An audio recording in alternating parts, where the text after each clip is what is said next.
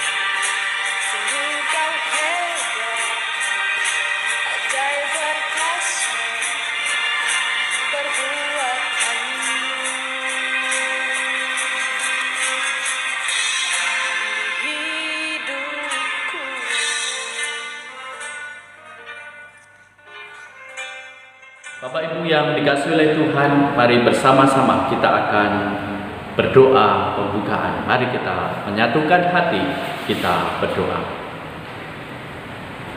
Bapa, kami mengucap syukur kepadamu di malam hari ini. Kami boleh datang bersama dengan keluarga kami keluarga besar GKM Ekaristi untuk beribadah bersama-sama di rumah masing-masing. Biarlah roh Tuhan hadir di dalam setiap hati setiap kami, yang menguatkan, meneguhkan kami, untuk kami boleh senantiasa hidup dipenuhi dengan kekuatan, pengharapan di dalam nama Tuhan Yesus. Karena kami percaya dalam persekutuan kami dengan Tuhan, jerih payah kami tidak akan pernah sia-sia. Maka kami persembahkan ibadah kami pada malam hari ini hanya di dalam nama Tuhan Yesus. Kami berdoa dan mengucap syukur. Haleluya. Amin. Bapak Ibu yang dikasihi oleh Tuhan, jemaat sekalian, pada malam hari ini saatnya kita akan membawa seluruh doa syafaat kita di hadapan Tuhan. Mari kita bawa seluruh pergumulan hidup kita, pergumulan gereja Tuhan, pergumulan bangsa dan negara kita di hadapan Tuhan. Maka kita menyatukan hati di dalam doa bersama-sama. Mari pada malam hari ini kita mempersiapkan hati kita dengan bersama-sama kita memuji Tuhan. Mujizat itu nyata.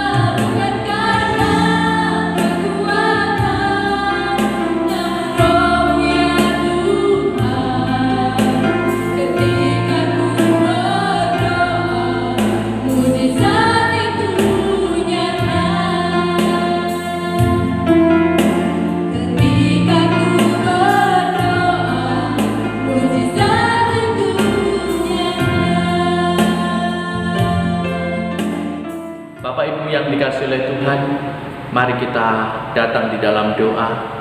Saya akan menyampaikan satu pokok doa, dan Bapak Ibu di rumah akan berdoa bersama dengan keluarga. Kemudian saya akan sampaikan pokok doa selanjutnya untuk kita akan doakan bersama-sama. Mari malam hari ini kita bersama-sama berdoa, mengucap syukur di hadapan Tuhan bahwa sepanjang hari ini Tuhan memelihara dan menyertai kita sekalian. Mari bersama-sama kita berdoa.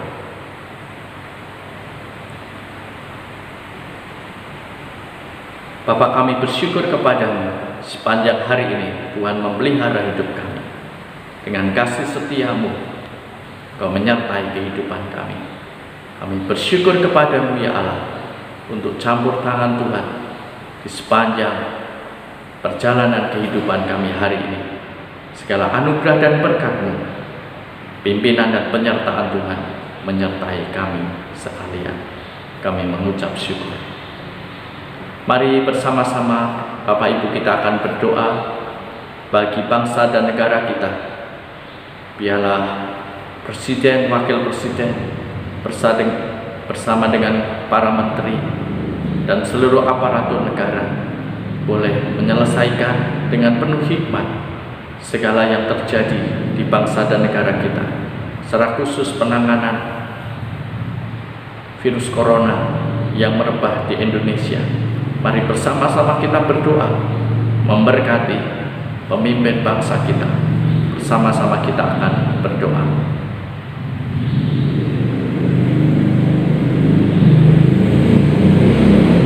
Bapa, kami serahkan bangsa dan negara kami ke dalam tangan kuasa-Mu. Kau memberkati pemimpin-pemimpin bangsa kami. Kau yang memberi hikmat kepada mereka semua, secara khusus Presiden, Wakil Presiden, dan seluruh kementerian. Dialah Tuhan yang menolong, memberi hikmat untuk menyelesaikan segala pergumulan bangsa kami, secara khusus penanganan virus corona, juga penanganan secara ekonomi, dampak ekonomi, politik, sosial. Kami serahkan ke dalam tangan kuasa-Mu situasi dan keadaan sekarang ini yang begitu sulit. Biarlah Roh Kudus memberi hikmat kepada pemimpin bangsa kami.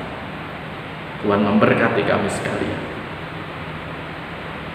Bapak Ibu yang dikasihi oleh Tuhan, bersama-sama kita juga akan berdoa memberkati kota tercinta kita, Pringsewu. Kita berdoa kiranya Tuhan mengaruniakan damai sejahtera bagi kota kita, bagi kota Kabupaten Pringsewu ini. Mari kita bersama-sama kita memberkati Bapak Bupati, Wakil Bupati, dan seluruh aparatur pemerintahan Kabupaten Pringsewu. Mari kita berdoa.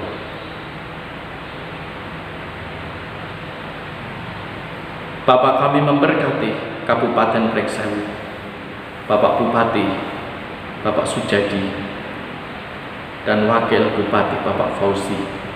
Biarlah Engkau memberkati kedua hamba-Mu ini yang memimpin Kabupaten Pringsewu. Berikan hikmat untuk mengelola sumber daya masyarakat di Pringsewu ini, supaya keadilan, kemakmuran, keberkatan terjadi atas Pringsewu. Engkau memberkati keamanan atas kabupaten kami ini. Kami berdoa di dalam nama Yesus. Biarlah Roh Tuhan yang memberkati pemimpin-pemimpin yang Tuhan percayakan memimpin Kabupaten Pringsewu.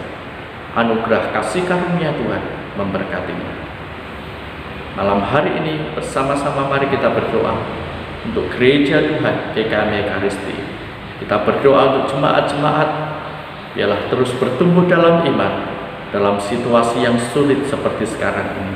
Kita semua diberi kekuatan iman, pengharapan di dalam Tuhan Yesus Kristus. Kita berdoa juga untuk jemaat-jemaat yang sakit, lansia, yang lanjut usia. Tuhan berkati dengan kekuatan daripada Tuhan. Tuhan kiranya menolong dan menyertai gereja Tuhan dalam perjalanan berjemaat. Kita berdoa untuk jemaat-jemaat yang beribadah di rumah masing-masing. Biarlah terus bertekun di dalam doa, di dalam persekutuan, di dalam keluarga. Mari kita berdoa. Bapa, kami berdoa menyerahkan gereja-Mu GKM Ekaristi ini. Biar oleh pertolongan Tuhan, gereja-Mu ini terus bertumbuh. Di dalam pergumulan, setiap jemaat demi jemaat boleh bertumbuh di dalam iman dan pengharapan di dalam Tuhan Yesus Kristus. Engkau melindungi setiap jemaat yang mengalami segala kesulitan dalam perlindungan Tuhan. Biarlah roh Tuhan yang memberikan hikmat untuk mengelola pekerjaan usaha setiap jemaat dengan baik. Biarlah dalam situasi dan keadaan seperti sekarang ini, Tuhan yang menyertai. Demikian juga jemaat yang lanjut usia, jemaat-jemaat yang sakit, kiranya beroleh kekuatan dan kesembuhan di dalam nama Tuhan Yesus. Kami berdoa. Mari bersama malam hari ini, masing-masing keluarga berdoalah untuk seluruh anggota keluarga, berdoalah untuk pribadi lepas pribadi. Mari bersama-sama kita saling mendoakan setiap anggota keluarga kita masing-masing. Kita datang kepada Allah, membawa segala pergumulan setiap keluarga di hadapan Tuhan. Mari bersama-sama kita berdoa.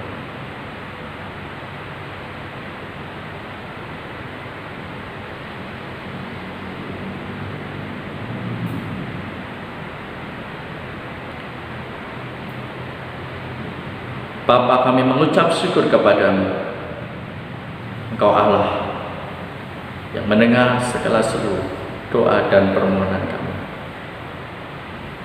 Biarlah Roh Kudus yang senantiasa meneguhkan, menguatkan iman kami, dan percaya bahwa setiap doa yang kami panjatkan kepada Tuhan didengar oleh Tuhan, dan Tuhan yang akan menggenapi seturut dengan waktu. Roh-Mu yang kudus kiranya menolong memimpin keluarga demi keluarga dalam segala pergumulan yang sedang dihadapi. Roh-Mu memberi kekuatan, Roh-Mu memberikan damai sejahtera. Dalam nama Tuhan Yesus, kami membawa seluruh doa syafaat kami malam hari ini, sebagaimana Tuhan yang telah mengajar kami berdoa demikian. Bapa kami yang di surga, dikuduskanlah nama-Mu, datanglah kerajaan-Mu, jadilah kehendak-Mu di bumi seperti di surga. Dan berilah kepada kami hari ini makanan kami yang secukupnya. Dan ampunilah akan kesalahan kami, seperti kami juga mengampuni orang yang bersalah kepada kami. Dan janganlah membawa kami ke dalam pencobaan, tetapi lepaskanlah kami daripada yang jahat. Karena Engkau-lah yang punya kerajaan dan kuasa dan kemuliaan sampai selama-lamanya. Amin. Bapak Ibu yang dikasihi oleh Tuhan, saatnya kita akan merenungkan kebenaran firman Tuhan. Mari bersama-sama kita terlebih dahulu berdoa sebelum kita merenungkan kebenaran firman Tuhan.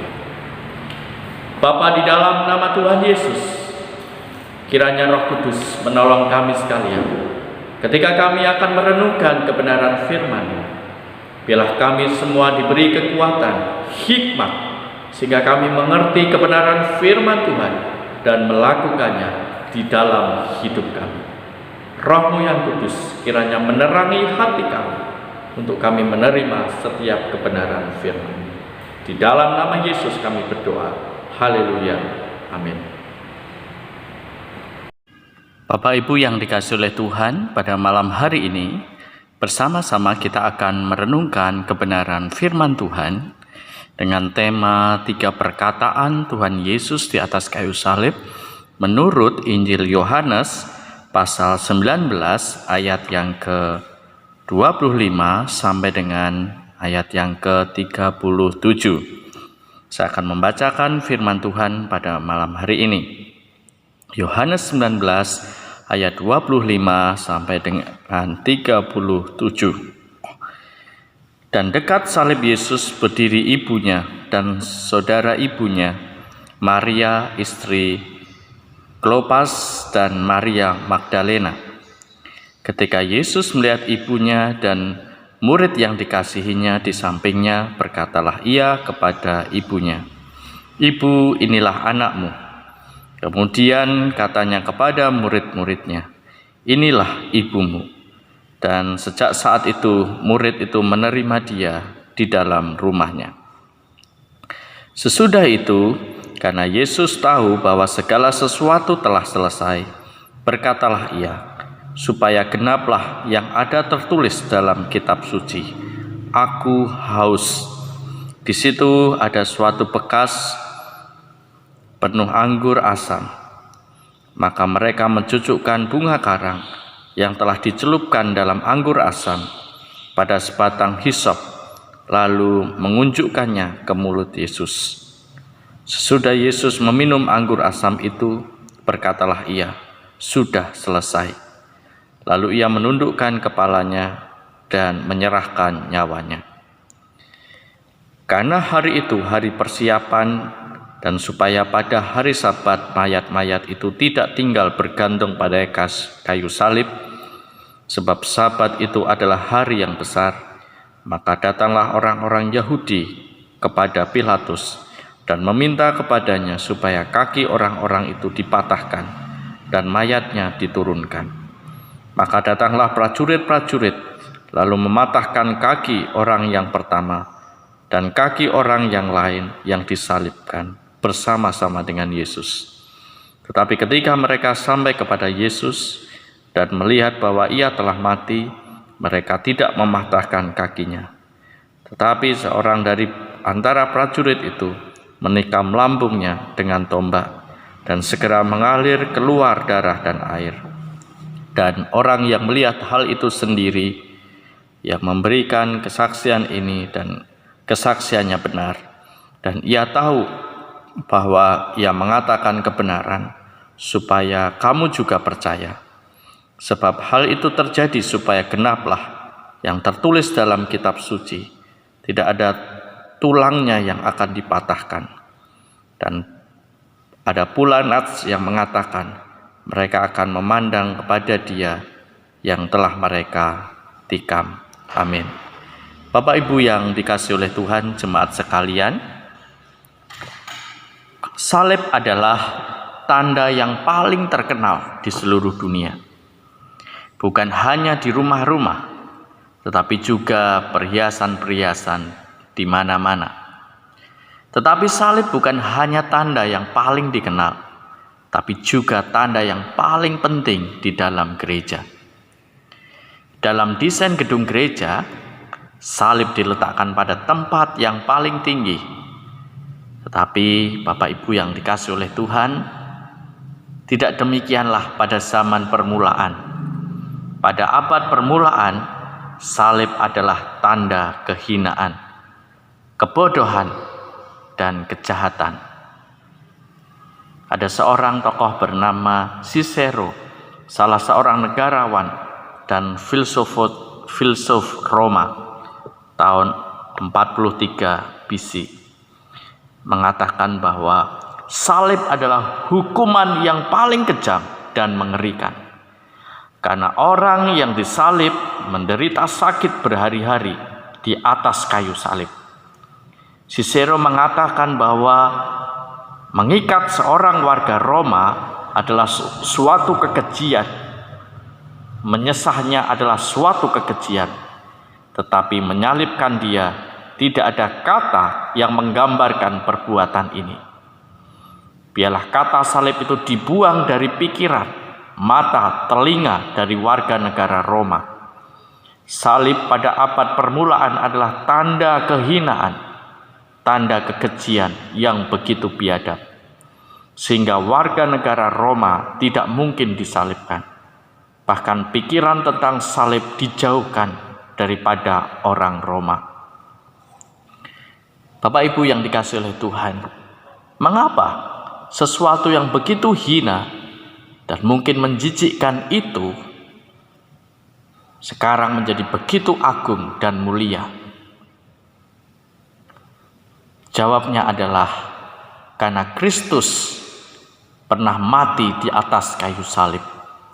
Kematian Kristus adalah pusat berita Kristen, pusat berita daripada Alkitab yang menjadi pengharapan bagi dunia ini. Melalui kematian Kristus di atas kayu salib, setiap orang berdosa yang percaya boleh diperdamaikan dengan Allah, boleh dibenarkan dan diselamatkan. Ini adalah berita utama daripada semua rasul. Paulus mengatakan di dalam 1 Korintus pasal 2 ayat yang kedua. Sebab aku telah memutuskan untuk tidak mengetahui apa-apa di antara kamu selain Yesus Kristus, yaitu Dia yang disalibkan. Para rasul pergi kemana-mana, memberitakan berita yang fokusnya adalah Kristus yang telah disalibkan itu.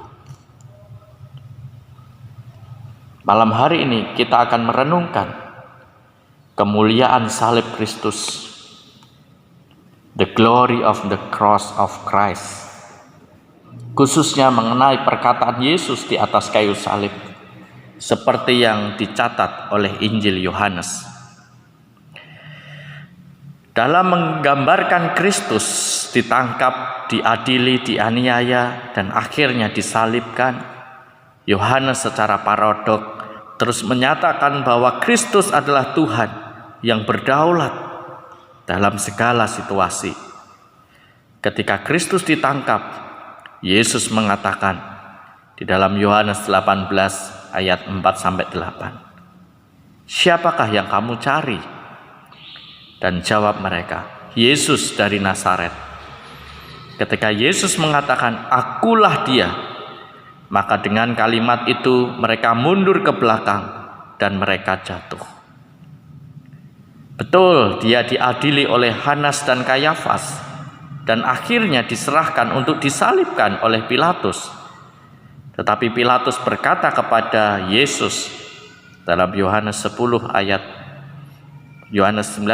10-11, "Tidakkah engkau tahu bahwa aku berkuasa untuk membebaskan engkau dan berkuasa juga untuk menyalibkan engkau?" Namun Tuhan Yesus menjawab, "Engkau tidak mempunyai kuasa apapun terhadap aku, jikalau kuasa itu tidak diberikan kepadamu dari atas. Sebab itu, Dia yang menyerahkan aku kepadamu lebih besar dosanya." Betul, Kristus akhirnya disalibkan, tetapi Dia tidak mati sebagai korban yang tidak berdaya. Dia mati sebagai juru selamat yang telah sempurna menyelesaikan misinya di dalam dunia.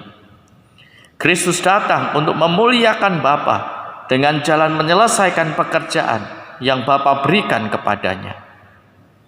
Di atas kayu salib, Yesus mengatakan, "Sudah selesai." Ini adalah teriakan kemenangan daripada Kristus. Namun bukan berarti Dia tidak menderita di atas kayu salib. Penderitaan yang terlihat dari perkataan sebelumnya.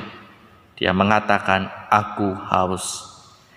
Tetapi penderitaannya pun untuk menyatakan kepada kita bahwa Dia adalah imam besar yang agung, yang turut merasakan kelemahan dan penderitaan kita, untuk menyatakan bahwa Dia peduli akan segala pergumulan dan penderitaan kita. Ini juga kita lihat dari perkataannya di dalam Yohanes 19 ayat 26. "Ibu, inilah anakmu." Dan kepada Yohanes muridnya, Dia mengatakan, "Inilah ibumu." Kita akan merenungkan 3 perkataan Yesus di atas kayu salib, seperti yang tertulis oleh Yohanes dalam bagian Alkitab kali ini. "Ibu, inilah anakmu." Dalam satu ayat sebelumnya, ayat yang ke-25, disebutkan ada beberapa wanita yang terus setia mengikuti Yesus sampai Dia disalib. Dan di dekat salib Kristus berdiri ibunya, Maria, istri Klopas, dan Maria Magdalena. Paling sedikit ada 3 atau 4 wanita, dan paling sedikit ada 3 Maria. Maria ibu Yesus, saudari ibu Yesus Maria, istri Kleopas, dan Maria Magdalena.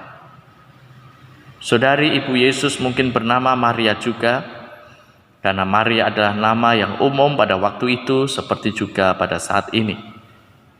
Kita akan melihat fokus pada Maria ibu Yesus. Saudara bisa membayangkan bagaimana dia sebagai seorang ibu yang merawat Yesus sejak kecil, sekarang melihatnya terpaku di atas kayu salib.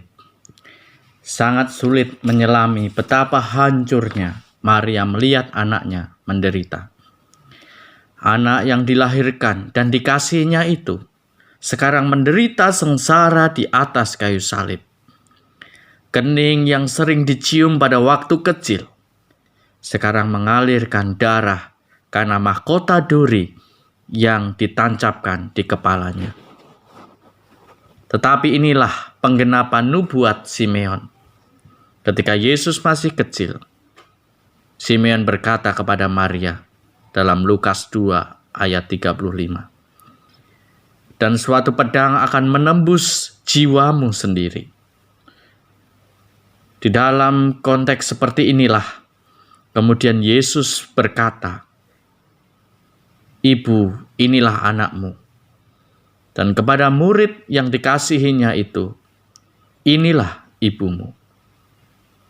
Seorang penafsir, William Barclay, menyatakan, sesuatu yang sangat menggerakkan hati ketika kita melihat Kristus yang tergantung di atas kayu salib, tetapi masih memperhatikan keadaan ibunya.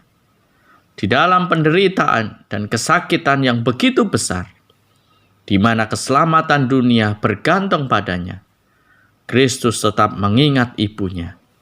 Dia tidak pernah lupa dan lalai menghormati ayah dan ibunya. Ini menjadi teladan bagi kita semua. Kita melihat juga bagaimana Yohanes, murid yang dikasihinya itu, sekarang kembali kepada Kristus. Injil yang lain menegaskan ketika Yesus ditangkap di Taman Getsemani, semua muridnya tercerai-berai. Sang gembala ditangkap dan domba-dombanya tercerai-berai. Tetapi mungkin karena kesadaran dan kasihnya kepada Kristus, Yohanes kembali datang di kaki salib Kristus. Ini adalah hal yang indah. Kristus tidak menolak Yohanes, tetapi dia memberi tugas yang sangat penting. Kalau ada di antara kita yang pernah dulu mengasihi Kristus, tetapi sudah lama meninggalkan dia, dan sekarang mau datang ke gereja, biarlah kasih Kristus kepada Yohanes boleh menggerakkan hati saudara. Kalau saudara datang kepada dia dengan hati yang sungguh, maka dia tidak akan menolak saudara. Kata berikutnya yang disampaikan oleh Yesus adalah, "Aku haus."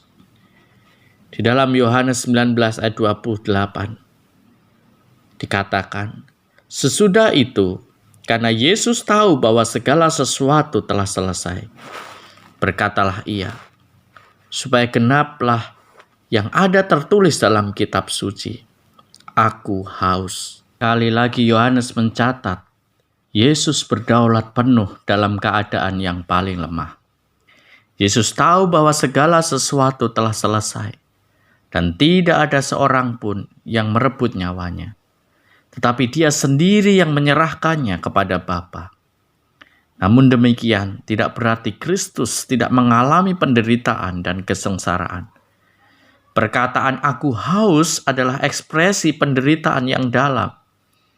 Kita mengingat Yesus sudah berjam-jam sebelumnya mengalami penderitaan yang berat. Di Taman Getsemani dia berdoa dengan keringat yang bercucuran seperti darah. Dia diadili, dihajar, disesah dengan cambuk Romawi yang memiliki gigi-gigi yang tajam, yang jika cambuk itu mengenai kayu, kulit kayu itu akan terlepas. Dalam film The Passion of the Christ, suatu gambaran yang sangat mengerikan bagaimana tentara Roma yang besar-besar itu mencambuk Kristus sampai mereka lemah. Juga bagaimana Kristus berdarah-darah. Banyak orang yang sudah mati sebelum disalib karena cambukan-cambukan orang Romawi. Kristus sudah mengalami cambukan yang begitu mengerikan. Dia kemudian dibawa dan dipaku di atas kayu salib, dengan kaki dan tangan yang dipakukan. Di dalam semuanya itu, dia tidak mengeluarkan satu keluhan apapun. Tetapi sekarang dalam menit-menit terakhir hidupnya di dunia, di mana seluruh tubuhnya yang begitu sakit dan begitu mengerikan, sekarang mulutnya begitu kering dan pecah, maka dia berkata, "Aku haus." Suatu kalimat yang begitu singkat, begitu dalam, yang tidak pernah kita mungkin mengerti sepenuhnya. Karena yang berkata, "Aku haus" adalah pencipta langit dan bumi. Namun sekarang bibir dan mulutnya pecah. Yang berkata, "Aku haus" adalah air hidup yang memuaskan dahaga semua orang yang percaya kepadanya. Yang berkata, "Aku haus" adalah roti hidup yang memberi makan 5.000 orang laki-laki dengan 5 roti dan 2 ikan. Dia adalah pencipta segala sesuatu. Tetapi saat itu dia harus berkata, "Aku haus." Bahkan lebih dari itu, penderitaan yang dia alami bukan hanya menderita fisik, karena kita mengingat perkataan Injil yang lain. Sebelum berkata, "Aku haus," dia berkata di dalam Markus 15 ayat 34, "Eloi, Eloi, lama sabatani," yang artinya, "Allahku, Allahku, mengapa engkau meninggalkan aku?" Ini adalah puncak penderitaan Kristus. Karena sewaktu dia berdoa di Taman Getsemani, yang paling ditakutinya adalah momen ini. Ketika dia berseru di Taman Getsemani, "Ya Bapakku, jikalau sekiranya mungkin, biarlah cawan ini lalu daripadaku." 3 kali Yesus memohon, "Kalau boleh cawan penderitaan ini lalu daripadaku." Namun dia mengatakan, "Bukan kehendakku tetapi kehendakmu yang jadi." Yang disebut cawan itu adalah ketika dia berkata, "Allahku, Allahku, mengapa engkau meninggalkan aku?" Pergumulan Kristus, "Aku haus," bukan hanya menghambarkan kehausan secara fisik, tetapi adalah refleksi daripada pergumulan yang lebih dalam, yaitu pergumulan rohani dan jiwanya. Amsal 17 ayat 22 mengatakan, "Semangat yang patah mengeringkan tulang." Mazmur 32 ayat 3 dan 4 juga mengatakan, "Selama aku berdiam diri, tulang-tulangku menjadi lesu, karena aku mengeluh sepanjang hari. Sebab siang malam tanganmu menekan aku dengan berat. Sumsumku menjadi kering, seperti oleh teriknya musim panas." Teriakan "aku haus" menunjukkan pergumulan rohani yang dalam. Kehausan akan persekutuan yang intim dengan Bapa. Karena dia mengalami kengerian ditinggalkan oleh Bapanya. Yang dia nyatakan dengan teriakan, "Allahku, Allahku, mengapa engkau meninggalkan aku?" Dia betul-betul seperti pemazmur yang berkata, "Seperti rusa yang merindukan sungai yang berair, demikianlah jiwaku merindukan engkau, ya Allah." Dalam Mazmur 63 ayat 2 berkata, "Ya Allah, engkaulah Allahku, aku mencari engkau, jiwaku haus kepadamu, tubuhku rindu kepadamu, seperti tanah yang kering dan tandus tiada berair." Ini adalah teriakan yang begitu agung dari Yesus Kristus, pencipta langit dan bumi. Sekarang mengatakan, "Aku haus." Anak Allah yang tunggal yang dikasih oleh Bapanya dengan sepenuh hatinya, sekarang harus ditinggalkan oleh Bapanya.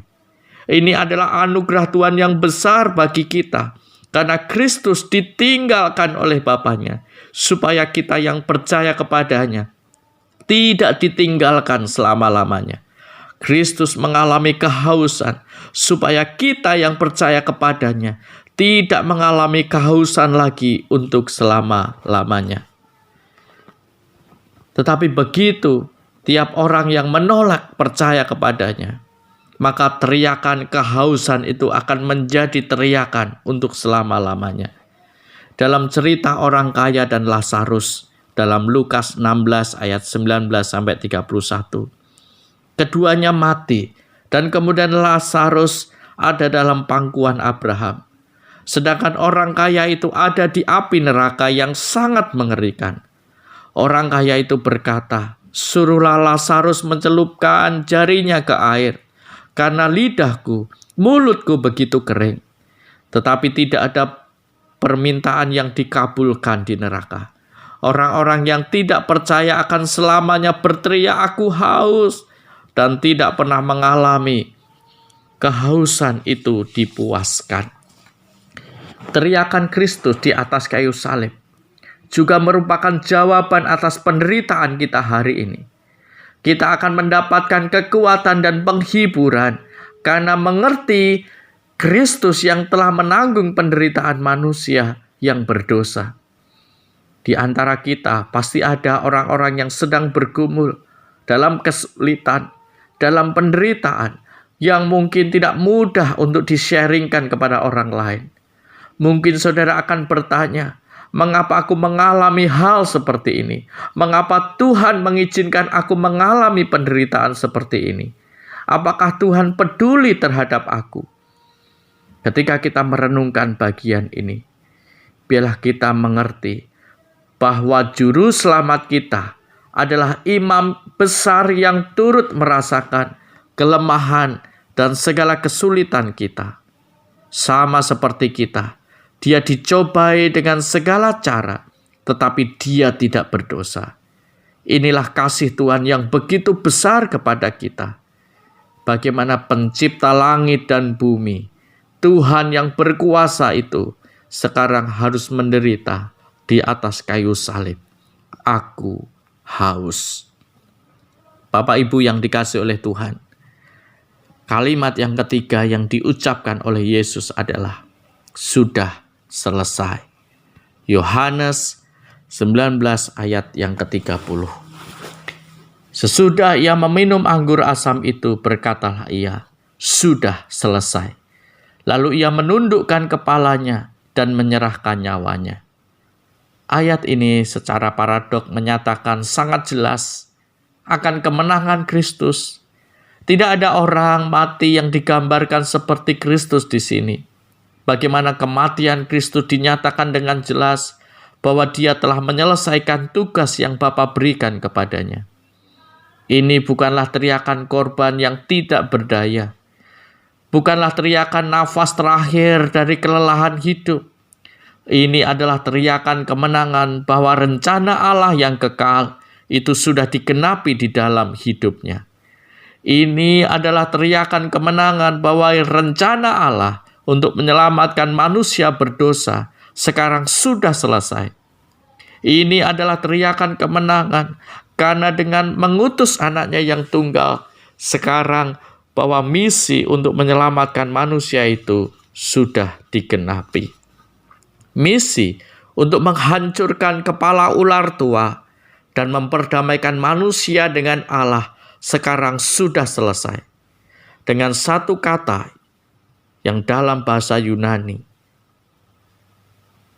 tetelestai, yang akar katanya telos, yang berarti goal, tujuan. Sekarang goal itu sudah tercapai dan digenapi. Ini adalah teriakan kemenangan Kristus. Memang dia masih menunggu akan kebangkitan. Tetapi ini adalah suatu hal yang tidak mungkin tidak terjadi. Kemenangan Kristus bukan terjadi ketika dia bangkit dari kematian. Kemenangan Kristus sudah terjadi di atas kayu salib karena dia mengerti semuanya sudah selesai. Dia sudah menyelesaikan seluruh pertandingannya. Murid-murid masih belum mengerti apa yang terjadi di atas kayu salib. Tetapi Kristus tahu bahwa 100% kemenangan sudah diraihnya. Semua rencana Allah untuk menyelamatkan manusia sekarang sudah digenapi di dalam Kristus. dari kekekalan Allah sudah merencanakan keselamatan itu dengan mengirim anaknya yang tunggal. Kristus sendiri dari awal mengetahui bahwa tujuannya datang adalah untuk menggenapi akan panggilan dalam rencana Bapa. Aku mempermuliakan engkau di bumi dengan jalan menyelesaikan pekerjaan yang kau berikan kepadaku untuk melakukannya. Inilah pekerjaan yang Bapa berikan untuk Dia lakukan. Yesus mati di atas kayu salib, memuliakan akan Allah Bapa. Bapak Ibu yang dikasihi oleh Tuhan, biarlah apa yang Yesus capai dari proses bagaimana Dia menderita dan disalibkan dan dibangkitkan menjadi spirit kepada kita sekalian. Melalui kematian dan kebangkitan Tuhan Yesus mendorong kita untuk sungguh-sungguh berjuang hari lepas hari, minggu lepas minggu, tahun demi tahun untuk kemuliaan Tuhan. Karena Tuhan terlebih dahulu mengasihi kita, melayani kita, dan marilah kita melayani Tuhan dan sesama kita. Dan biarlah anugerah kekuatan daripada Tuhan yang sudah diteladankannya melalui kebenaran firman Tuhan malam hari ini kita kerjakan di dalam hidup kita. Amin. Mari kita berdoa. Bapa, kami bersyukur malam hari ini kalau kami boleh mendalami setiap perkataan-Mu di atas kayu salib, bahwa Engkau sudah menyelesaikan tugas-Mu dengan tuntas, dengan sempurna.